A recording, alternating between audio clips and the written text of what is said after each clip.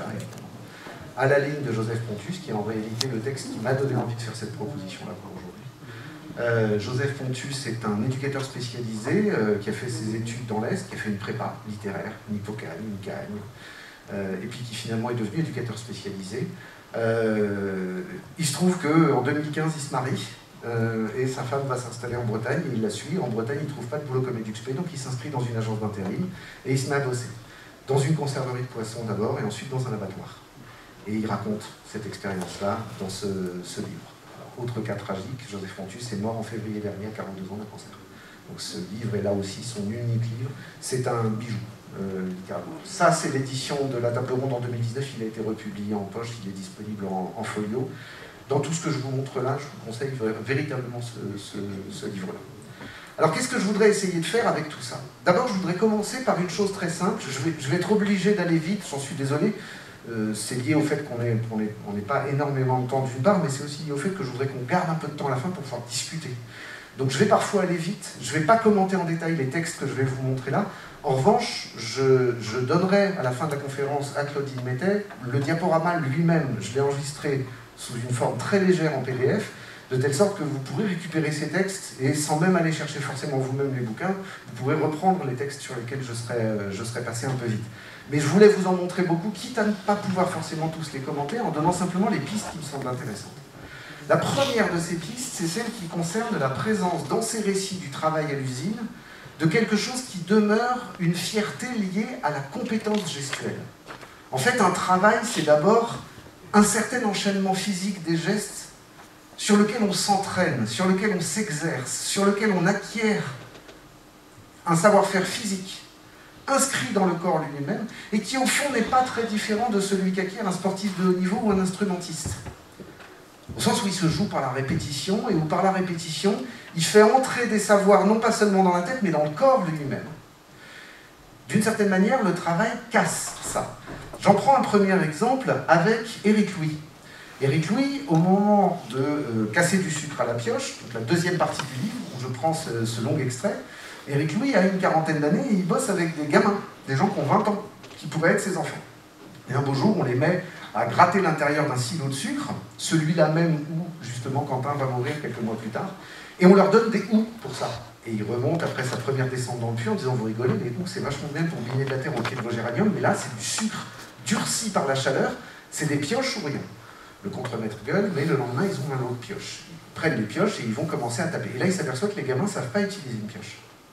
Et donc, on a dans le texte ce moment qui est rapporté au discours direct, dans lequel il leur dit « Ben non, je vais essayer au moins d'épargner un peu vos corps, parce que, comme il le dit lui-même, hein, moi qui pourrais être leur père, j'ai tenté de leur expliquer un peu, pris de pitié de les voir se massacrer les abattis et les vertèbres si jeunes. » Et là, on a un cours, littéralement, un tutoriel.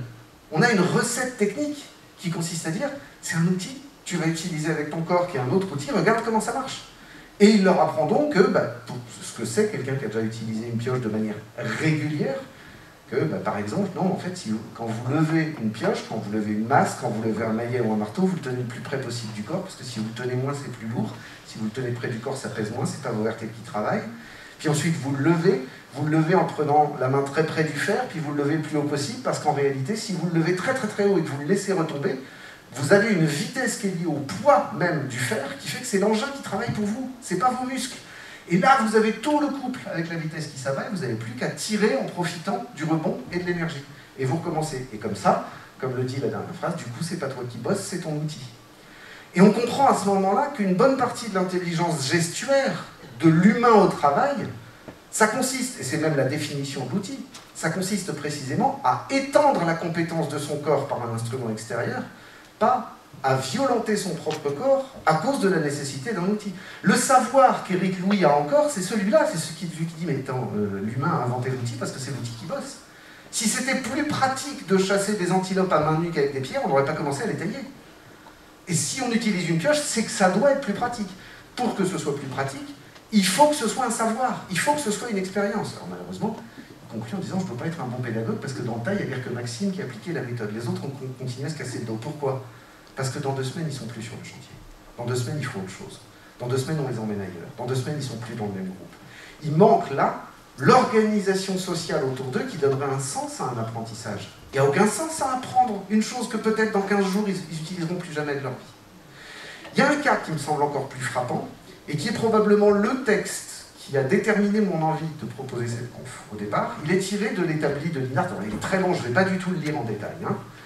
Mais c'est un texte qui est absolument fondamental, qui se trouve dans la dernière partie du texte de Linhart. Robert Linhart est donc aux usines Citroën Porte de Choisy, et dans les usines Citroën, il travaille à l'assemblage des voitures sur une immense chaîne en U, dans un hangar qui fait plusieurs centaines de mètres.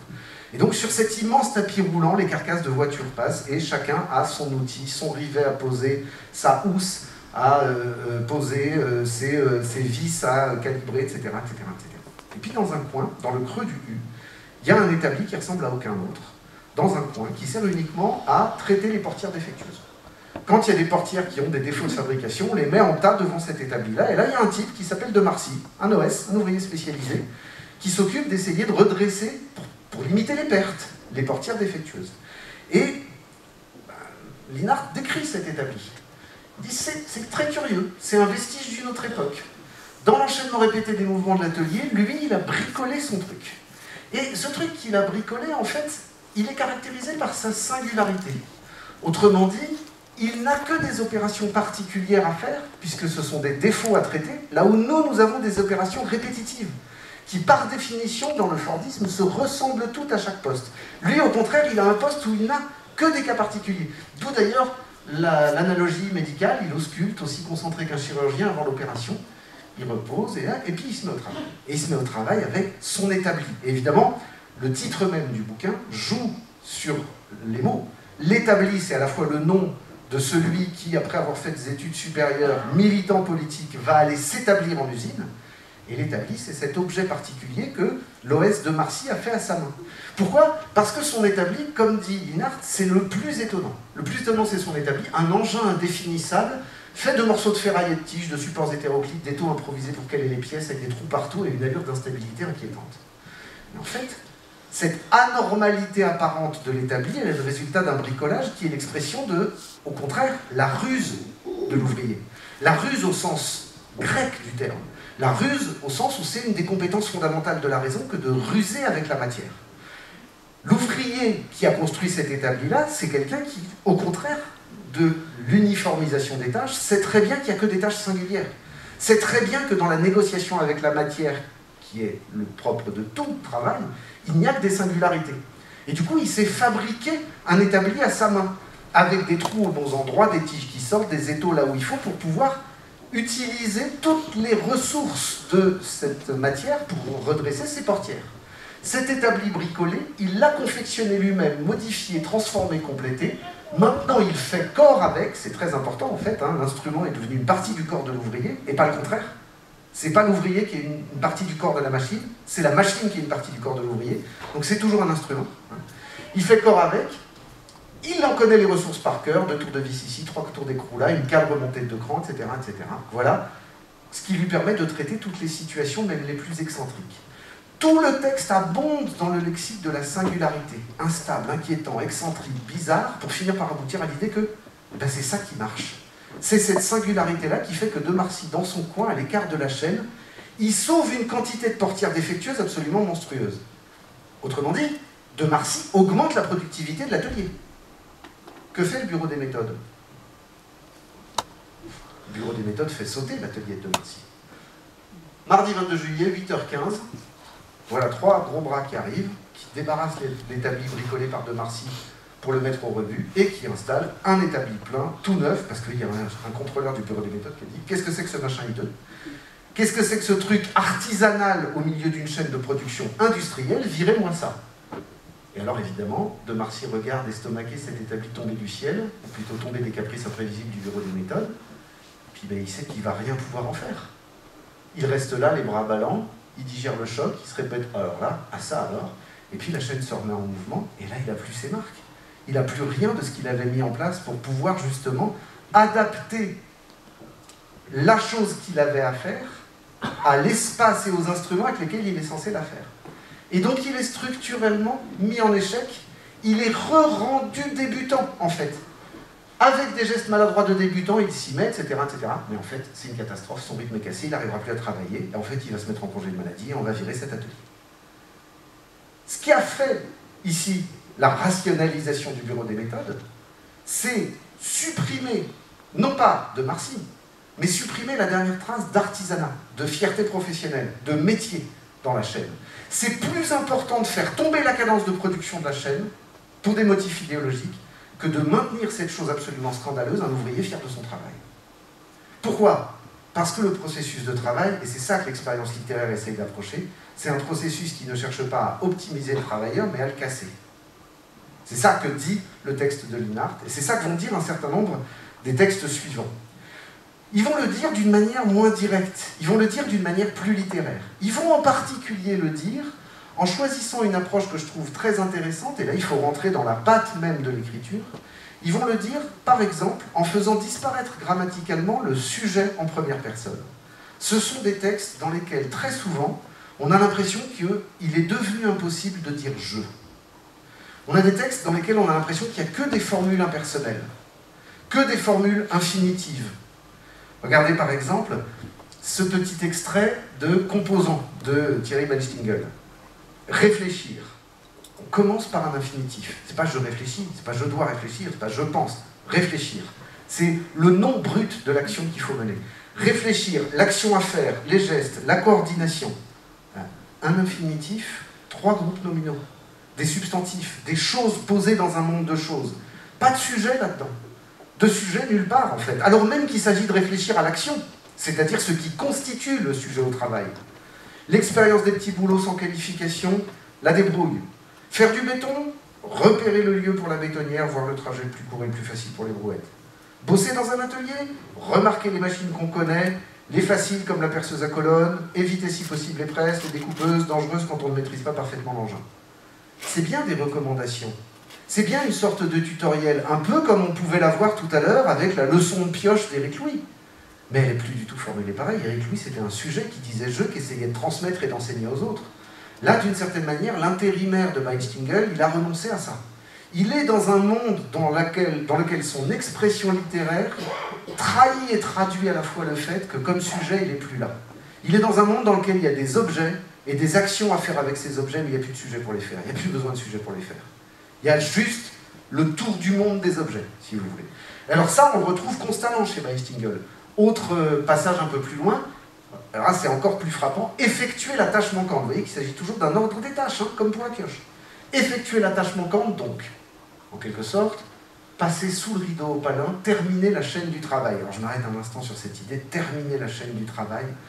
Là, pour le coup, c'est pas terminer la chaîne du travail comme De Marcy pouvait le faire avec son établi bricolé pour sauver des portières défectueuses. C'est terminer au sens de l'intérimaire, c'est terminer au sens du bouche-trou. Il faut venir combler les maillons manquants dans la chaîne du travail. C'est dans ce sens-là qu'on la termine. Ce n'est pas un achèvement qui est un accomplissement, ni de soi, ni du processus de travail. Ce qu'on fait aujourd'hui, il faut le finir, mais en réalité, il faut le finir en sachant qu'on devra le refaire demain matin, qu'il faudra recommencer demain matin, puis le matin d'après, puis le matin d'après. C'est terminer la chaîne interminable du travail. On entrevoit très bien l'aboutissement de tout cela. Et l'aboutissement, vous allez le voir, n'est pas un aboutissement.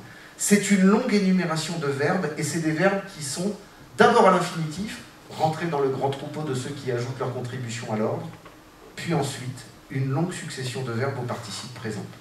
Rangeant, combinant, groupant, organisant, réglant, disposant, distribuant, installant, aménageant, échafaudant, agençant, édifiant, mettant, associant, unissant, composant, apportant, coordonnant, disposant, agglomérant, ajustant, adhérant, alignant, plaçant, déplaçant, remplaçant, garant, collant, casant, étalant, dressant, serrant, accouplant, réunissant, joignant, totalisant, rassemblant, comptant, concentrant, régularisant, statuant, cataloguant. Il faut le dire. Il faut le dire, il faut réussir à le dire. Il faut réussir à les lire à voix haute, ces passages-là. Parce qu'il faut comprendre ce que ça signifie. C'est illisible. Quand vous lisez, en fait, ce passage-là dans Beinstiengel, quand vous prenez le bouquin et que vous le feuilletez, qu'est-ce qui fait votre œil? Il glisse sur la liste. Une fois qu'il a compris que c'était une liste de participes présents, d'accord. Oui, c'est des verbes en. Oui, bien compris. Non, non. Il faut forcer l'œil à les parcourir, et c'est pour ça que j'ai voulu les lire à haute voix tous. Il faut forcer l'œil ou forcer la voix à les parcourir, parce que précisément, on sent que la langue résiste à ça. Notre œil de lecteur n'a pas envie de lire ça, et notre voix de lecteur n'a pas envie de dire ça. Parce que ce sont des énumérations, des amoncellements de verbes morts, un participe présent. C'est un verbe qui est figé dans son élan, d'une certaine manière. Hein. Agglutinant, c'est un agglutinement, mais qu'on saisit en train de se faire. C'est un processus sans sujet, sans personne en train de le faire. Un truc qui se fait tout seul et qui ne bouge plus. Une énumération de ça. Oui, une énumération de ça. Le travail poétique de la langue essaye de dire l'absurdité du travail de l'intérimaire par cette énumération qui est une énumération de tâches, une énumération d'actions en cours dans lesquelles il n'y a plus de raison, il n'y a plus de production, il n'y a plus rien qui va sortir de la chaîne du travail et il n'y a plus d'humain pour le faire, il n'y a plus de sujet humain pour le faire. Par ailleurs, dans cette poétique-là, moi je reconnais des choses qui, comme spécialiste de la Renaissance, et que je suis au départ, me parlent, me sont très familières. Je reconnais par exemple le goût rabelaisien de l'énumération, le goût de la liste, le goût du catalogue. Le catalogue délirant qui se moque en fait des catalogues des bibliothèques de l'époque de Rabelais, ou bien la liste incroyable de jouets de Panurge ou de Gargantua quand il est enfant, ou bien la liste des plats qu'on sert au banquet de tel ou tel géant. Cette liste, cet acumoncellement, comme dirait Rabelais lui-même, c'est un ressort de l'ironie, c'est un ressort du comique, parce que, au fond, la liste, c'est une poétique du nombre, une poétique du beaucoup. Il y a quelque chose dans l'amas, si vous voulez, il y a quelque chose dans le tas, il y a quelque chose dans l'empilement qui est drôle en soi. Ici, cette poétique de la liste, elle n'est pas utilisée pour sa valeur comique. Mais elle produit quand même quelque chose qui n'est pas sans rapport avec le comique, qui est la déréalisation, la perte d'importance. Dans une telle énumération, il n'y a pas un mot plus important que l'autre. Dans une telle énumération, finalement, échafauder et accoupler ne sont pas plus importants que joindre ou mettre. Les mots s'annulent dans leur multitude même, dans leur multiplicité même. Et c'est cette espèce d'annulation qui finit par mimer dans l'accumulation verbale, l'accumulation des jours, l'accumulation des heures, l'accumulation des tâches. Parfois, on a quelque chose qui va même encore un peu plus loin, ou, si j'ose dire, plus près de Rabelais. Dans un premier temps, je reste chez Beistingel. Saisir maintenant, vous voyez, toujours des infinitifs, il n'y a toujours pas de sujet, pas je saisis, pas il saisit, pas nous, c'est saisir. Saisir maintenant un autre carton plein, le porter sur le chariot, rejoindre le comptoir, ouvrir la boîte. 2 points. Réducteur planétaire, rapport de 48,1, double ou simple, masse 0,8 kg, durée de vie 12 000 heures, vitesse maxi 3000 tours minute, lubrification à vie, boîtier aluminium, engrenage et arbre en 12, NC15, dernier étage en 12, NC15, sémenté trempé, garantie 13 mois. Se gratter la tête. Ah, si, en fait l'humour était là, en fait l'ironie était là. En fait, la subjectivité véritable, en fait le lieu dans lequel il y a encore un sujet humain qui est en train de se constituer, elle est dégrammaticalisée. C'est-à-dire qu'on ne l'a pas dans les sujets, on ne l'a pas dans la construction verbale de la phrase, il n'y a plus de sujet dans les verbes de la phrase. C'est dans l'agencement même de ces actions que l'ironie vient se glisser, dans l'espèce de pause que suppose dans l'espèce de chapelinerie que suppose le fait de se gratter la tête. C'est pour ça que j'ai choisi un photogramme des temps modernes qui illustrait ma page de garde tout à l'heure. Cet humour-là, il m'intéresse. Il m'intéresse parce qu'il vient effectivement dire quelque chose dans la poétique de l'accumulation et de la liste. Ce qui semblait être complètement déshumanisé, des accumulations de verbes et d'actions à faire, des accumulations d'objets sur lesquels les faire, reprend un peu d'humanité par là. Pontus sait faire ça aussi. Par exemple, quand il bosse dans l'abattoir, c'est l'éternel retour des vaches à travailler. Vaches laitières, Holstein, vaches mixtes, Montbéliard, Normande, vaches à viande, charolaise, rouge des prairies, limousin, blonde d'Aquitaine. On finit dans les temps. On finit dans les temps est un coup près parce que quand on a lu les autres pages, on sait ce qu'ils leur font à ces vaches. Et en fait, ce qu'il est en train de décrire, c'est le fait qu'ils baignent dans le sang toute la journée. À la parution du livre, il envoie un exemplaire au patron de la boîte dans laquelle il bosse toujours et il est licencié dans l'heure. Parce qu'ils savent très bien ce qui va leur arriver. Ils savent très bien dans quelles conditions sanitaires ils travaillent dans les abattoirs bretons. Mais là non plus, c'est pas totalement dénué d'humour. Regardez par exemple ça. On a une accumulation de gestes répétitifs, d'actions à faire, à nouveau, sans sujet grammatical. Les gestes commencent à devenir machinaux. Cutter, ouvrir le carton de 20 kg de tofu, mettre les sachets de 3 kg environ, chaque sur ma table de travail. Cutter, ouvrir les sachets, mettre le tofu à la verticale sur un genre de passoire horizontale en inox d'où tombe le liquide saumâtre, laisser le tofu s'écouter un certain temps. Puis là, il y a un blanc et il dit un certain temps. Comme aurait dit Fernand Reynaud pour son fût du canon. Je suis sûr, oui, voilà, on est d'accord. Qui se souvient encore de Fernand Reynaud et de ses sketchs qui semblent aujourd'hui si datés? La moitié de la salle, là, déjà. Dont moi, je ne suis pas fier. Mais vous voyez ce que c'est. Vous voyez, ce temps perdu par l'acte répété. Il fait des séances de 6 heures avec une demi-heure de pause. Pendant 6 heures, il ouvre des cartons de tofu, il les met à égoutter. et ensuite il passe au suivant. Combien de temps ça prend? C'est énorme. Combien de temps il faut laisser s'écouter? Un certain temps. Et là, le truc auquel il pense, c'est Fernand Reynaud. Le truc auquel il pense, c'est Fernand Reynaud, parce que tout le sketch de Fernand Reynaud, en réalité, c'est un humour qui a quasiment disparu, c'est l'humour militaire. C'est l'espèce de rigorisme stupide de la discipline militaire. Combien de temps est-ce qu'il faut laisser refroidir le fût du canon entre deux décharges? Un certain temps. Voilà. Cet humour militaire nous échappe désormais largement. Soit que les militaires nous fassent moins rire, soit qu'ils aient eux-mêmes moins d'humour, je ne me prononce pas. J'aurais des problèmes familiaux, je viens d'une famille militaire. En revanche, ce qui me frappe beaucoup, c'est que le ressort du gag de Reynaud, c'est-à-dire cette espèce de rigidité du colonel que joue Reynaud et qui interroge le bleu, combien de temps il faut faire refroidir le canon? Et en fait, le bleu dit, c'est pas 1 heure, 10 jours, c'est jamais la bonne réponse. À la fin du sketch, le colonel répond un certain temps, c'est ça qui est écrit dans le manuel. Il voulait la réponse qui est écrite dans le manuel. C'est quoi le ressort du gag?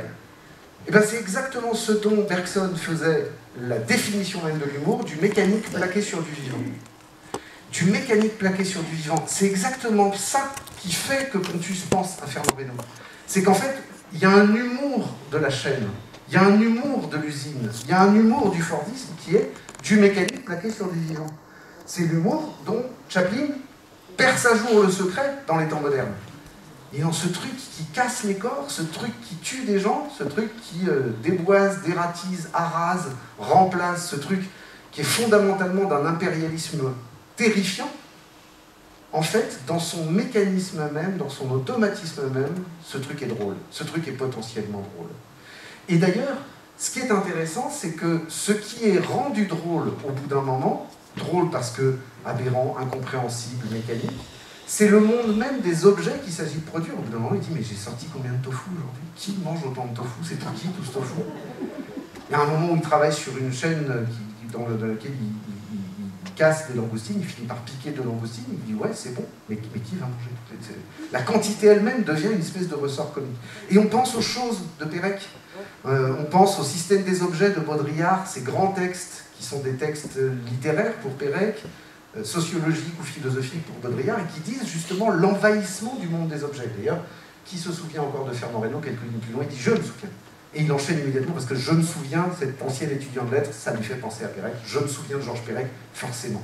Et du coup, le double hommage à Fernand Reynaud et à Pérec, il dit aussi ce que sont les bornes de la référence. Pas seulement littéraire, il y a une référence qui est clairement littéraire, c'est la Pérec, mais il y a aussi une référence qui est une référence à l'humour populaire. Et c'est ça, en fait, qui commence à reconstituer le début de la trame d'un monde humain autour de son activité. Le problème, c'est que ce sont les seuls outils qu'on puisse mobiliser pour lutter contre la disparition du sujet, contre le fait qu'il n'y ait plus de jeu, contre le fait qu'il n'y ait plus de moi, contre le fait qu'il n'y ait plus d'humain là-dedans. C'est cette disparition du jeu qui me semble intéressante à aller regarder, là encore, dans l'épaisseur grammaticale elle-même de la langue. Quand on raconte le travail, le sujet du travail disparaît dans le travail moderne. Des bidons, des fils, des tôles sont empilés. C'est les objets. On regarde les objets, il n'y a pas de sujet, il y a ce qu'on voit, il y a le décor, il y a les lieux et les objets. Certains sont peints, les couleurs sont rouges, jaune, bleu, vert. Pièces et morceaux, bidons, filets, tôles, des phrases nominales, des phrases qui disent rien, des phrases sans action, sans verbe, sans sujet, des phrases avec juste des choses. On ne sait pas, on ne peut pas savoir, on les regarde passionnément, on est rejeté. Pas je, pas elle, pas nous, on. Et on n'arrive même pas à rentrer en contact avec ce monde d'objets. On n'est plus rien d'autre que le regard sur ce monde d'objets qui a l'air de gouverner, qui a triomphé de on, et on n'est même pas accepté dans ce monde d'objets. On peut le regarder avec passion, on est rejeté, dit Leslie Kaplan. On se déplace dans des endroits sans nom, des cours, des coins, des hangars, des endroits sans nom, ça revient en permanence. Ça revient chez Kaplan, chez Bon, chez Linhart, des endroits qui n'ont pas de nom, des endroits qui s'appellent rien. Weistiegel, il dit pareil. Je prends un bus, je ne sais pas où il s'arrête, je ne sais pas où je suis dans une banlieue, je ne sais pas ce que c'est. De toute façon, je ne reviendrai pas. On s'arrête, on va à la cantine, on revient après, les dents mordent. Le corps commence à être lui-même fragmenté. La dispersion, la fragmentation, c'est pas juste le travail, c'est pas juste les objets. S'il n'y a plus de sujet pour le tenir, le corps lui-même, c'est un agrégat de morceaux. Et chez Leslie Kaplan, c'est inscrit dans l'épaisseur grammaticale de sa formule. Son écriture va se mettre à parler des parties du corps dans l'incapacité de nommer le corps tout entier. La tête a mal. Le pied fait mal ce matin. Hier, on s'est coincé une main, etc. Les dents mordent. La viande morte est avalée. On ne mange pas. On ne mange pas, la viande morte est avalée. Oui, mais c'est pas manger ça. Manger, c'est un humain. Là, on ne mange pas. Où est le goût? On est pénétré par les odeurs, tout est déjà mâché. Là, vous voyez une écriture qui essaye de tourner autour des réalités quotidiennes que traverse la travailleuse d'usine et qu'il fait dans l'absence d'un sujet. Dans l'absence d'un sujet personnel, intime, interne, et du coup aussi dans l'absence d'un sujet littéraire, dans l'absence d'un sujet grammatical. En fait, le problème, c'est que dans ces processus du travail, le sujet ne sait plus où il est. Et donc, grammaticalement, il disparaît. Il disparaît ou alors il se met à flotter. Vous voyez, par exemple, dans Sortie d'usine de François Bon, j'ai choisi le moment de l'accident. Dans tous ces romans-là, dans tous ces textes-là, il y a un moment de l'accident. Dans On a perdu Quentin, il y a un mort. Dans la plupart, il y a des amputés, des blessés, des doigts coupés par des plieuses, etc., etc. Ça fait partie du quotidien du travail. Le corps est en morceaux, pourquoi? Parce que le corps peut vraiment être en morceaux. C'est pas juste un morcellement métaphysique, c'est pas juste un morcellement intellectuel, c'est un morcellement qui vient d'abord du fait que le travail casse le corps, plie le corps, coupe le corps, on enlève des bouts, l'arrache, l'abîme. Il l'avait dégagé, mais si lentement. Activité, mais comme ralenti. Sujet. Il l'avait dégagé, mais dans la phrase d'après, activité est le sujet. La sirène, toujours, présent sur l'onde du cri par-delà son étouffement dans sa voix. Le type blessé a arrêté de crier, et la sirène d'alarme de l'usine, c'est elle qui reprend le cri. Exactement comme si, au fond, la machine et l'homme pouvaient hurler de la même façon, c'est pas important. Ce qui est important, c'est qu'il y ait du hurlement. Mais toutes les formules semblent être au fond des formules à la voix passive. Eux, rapprochés à différentes distances, immobiles, à tendre vers le groupe, là-bas, il faudrait prendre le temps de regarder les constructions des verbes, où les verbes sont à l'infinitif, où les verbes sont des participes. Comment il fait pour écrire une chose que nous parvenions à comprendre en la lisant, alors que les phrases sont grammaticalement des phrases aberrantes, des phrases sans sujet, des phrases avec des verbes tous torturés. La tête du type glissée sur le côté, bouche entrouverte, semblant ne rien voir, vous voyez, un participe passé, un participe présent. À nouveau, par les participes, on évite les verbes conjugués, on fait en sorte qu'il n'y ait pas de sujet dans la phrase grammaticale. Le bras qu'il voyait maintenant, il, c'est je. Il, c'est François Bon qui assiste à cet accident. La seule fois où il arrive à se nommer dans le texte, il se nomme à la troisième personne. C'est pas moi, c'est pas je. Je suis pas en première personne en train de regarder ça. Le bras qu'il voyait maintenant, ouvert comme. On va encore un peu plus loin. Maintenant, la phrase s'arrête au milieu de son mouvement syntaxique. Comme si ni sang ni plaie. Comme Mélos et du rouge et. On commence à avoir des tronçons de phrases. On est très près d'un poème en prose, en fait, mais d'un poème en prose qui fonctionnerait sur la hachure, le bégaiement, la répétition. C'est des phrases qui n'arrivent même plus à se constituer complètement. C'est une écriture qui n'arrive plus à écrire. Puis la main à pendre, raide et blanche, comme à l'envers, voir, seulement voir. Bousculé par les types de l'entretien dans le brancard, il recula, s'appuyant contre un poteau derrière. Et tout d'un coup, on a cet iceberg qui traverse le texte, une phrase au passé simple, comme dans un vrai roman, si j'ose dire. Il recula, s'appuyant contre un poteau derrière. C'est presque comme dans le temps. C'est presque comme quand il y avait encore une écriture, quand il y avait encore des sujets, quand il se passait encore des choses entre les humains. Et puis ça retombe tout de suite. La sirène décroissait, finissait de vomir son air miaulant. Le grave se dissipait dans un silence qui n'était plus que silencieux, un silence comme mon souffle. Maintenant, faudrait faire vite. Faudrait faire vite. Vous avez donc un imparfait, un conditionnel, et un infinitif avec une assonance en F. Agir, oui, tous. Et c'est exactement le contraire, en fait, qui se passe là. C'est qu'à partir du moment où l'ambulance est partie, personne ne va agir. L'action est finie. Ça, c'est un texte torturé. C'est un texte dont Bon dit lui-même, il y a des pages qui m'ont pris des heures. Juste pour arriver à rendre ça. Juste pour arriver à trouver l'expressivité poétique de ce que ça faisait que d'avoir l'impression de ne plus exister, de ne plus être personne. Et là, c'est pas seulement la disparition du sujet qui m'intéresse, comme chez Leslie Kaplan. Ce qui m'intéresse, c'est la perturbation des verbes. C'est la masse des temps verbaux et des modes verbaux qui montrent en fait une langue qui ne sait plus comment elle doit dire les actes, qui ne sait plus comment elle doit dire les faits, qui ne sait plus comment elle doit dire les actions. Parce que cette langue a été littéralement torpillée par l'expérience du travail. Alors, torpillée et consciente d'être torpillée. Je reviens à Leslie Kaplan. Cette fois, dans l'entretien avec Marguerite Duras, qui clôt son essai, et elle dit quelque chose qui me semble fondamental. Elle dit « J'ai lu Robert Antelme, L'espèce humaine », Robert Antelme, déporté en 1943, qui rapporte avec l'espèce humaine un des grands textes sur les camps. Elle dit à Marguerite Duras « J'ai lu ce texte, c'est un livre qui m'a complètement bouleversé ». Alors Marguerite Duras se dit parce qu'elle a épousé Robert Antelme en 1939, qu'elle est au courant. Elle est d'autant plus au courant qu'en fait, quand il a été déporté, elle était l'amante de Dionys Mascolo, avec l'aide duquel et de François Mitterrand, elle a réussi à faire revenir Antelme des camps, et lui ont sauvé la vie. mais elle était en train de se séparer de lui puisqu'elle avait un amant. Histoire un peu compliquée, donc ma vulgarisation. Je vois qui c'est, en gros. Alors pourquoi est-ce qu'elle